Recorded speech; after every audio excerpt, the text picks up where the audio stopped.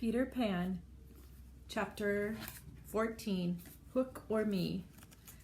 Thunderstruck at Tinker Bell's news that the pirates had kidnapped Wendy and the children, Peter had not wasted a moment. He scampered across the island, one hand gripping his dagger tightly. On the way to the lagoon, he saw the crocodile and noticed that it wasn't ticking. He realized at once that the clock had stopped working.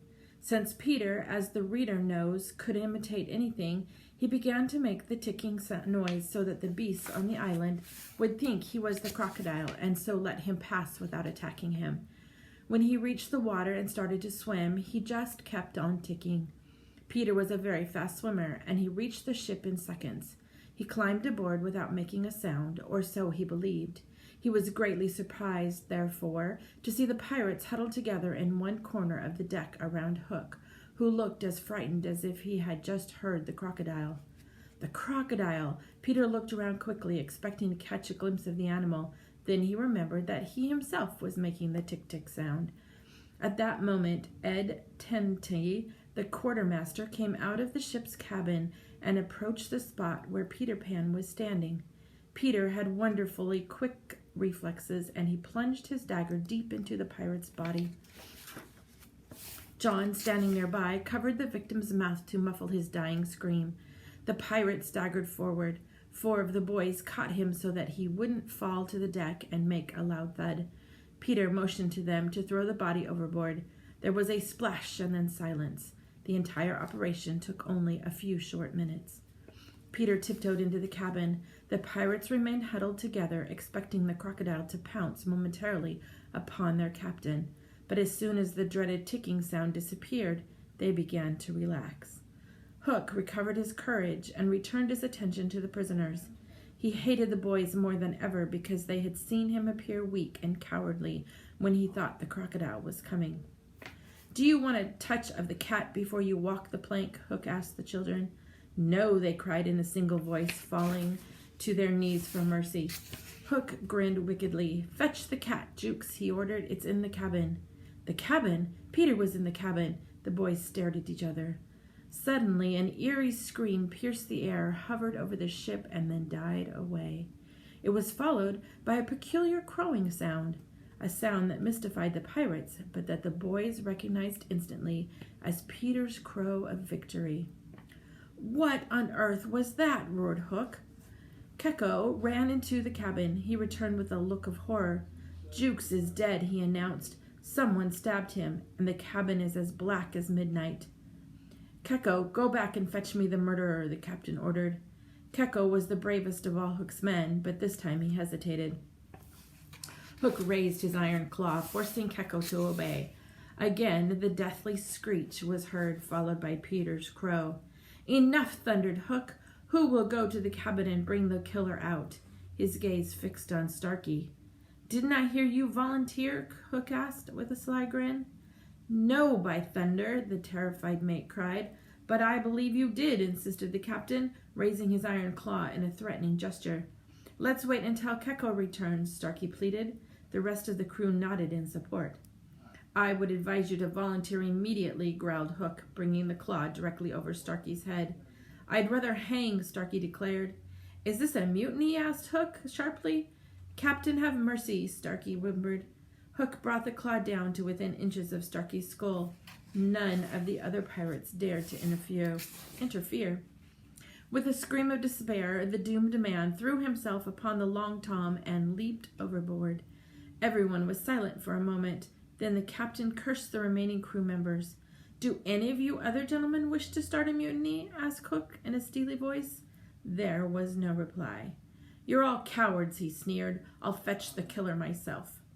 Seizing a lantern and shaking his iron claw, the captain strode briskly to the cabin. A moment later, he returned without the lantern.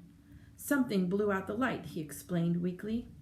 "What happened to Keko?" the other pirates asked. "He's as dead as Jukes," replied Hook. The captain's reluctance to re-enter the cabin made a poor impression on his band. Hints of mutiny arose again. "The ship is doomed," cried one mate. The children could not help cheering.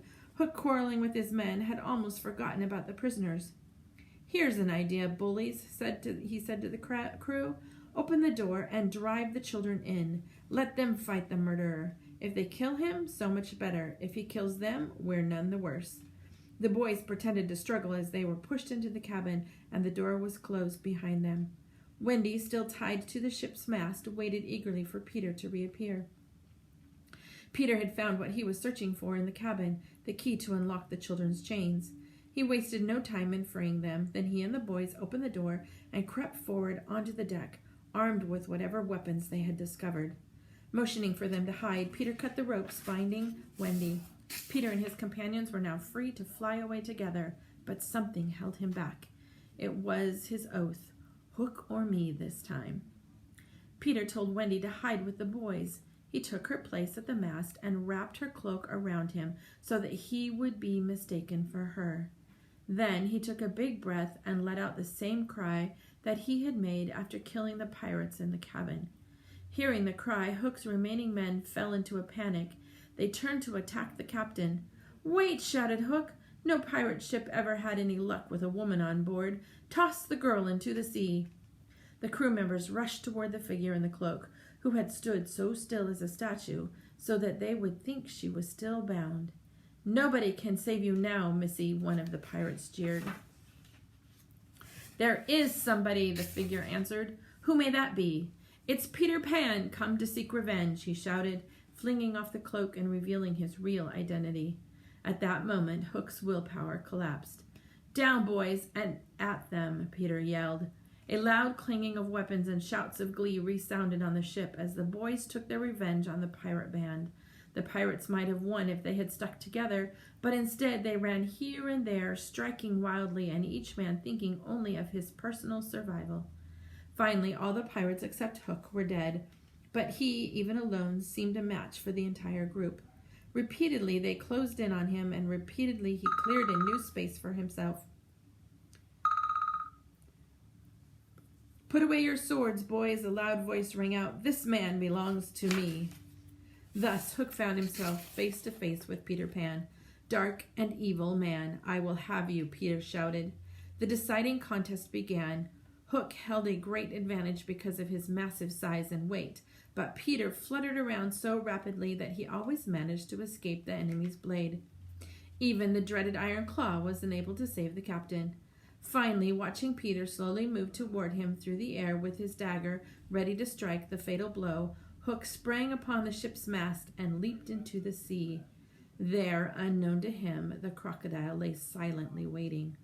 Thus perished Captain James Hook, one of the most famous and feared pirates in history.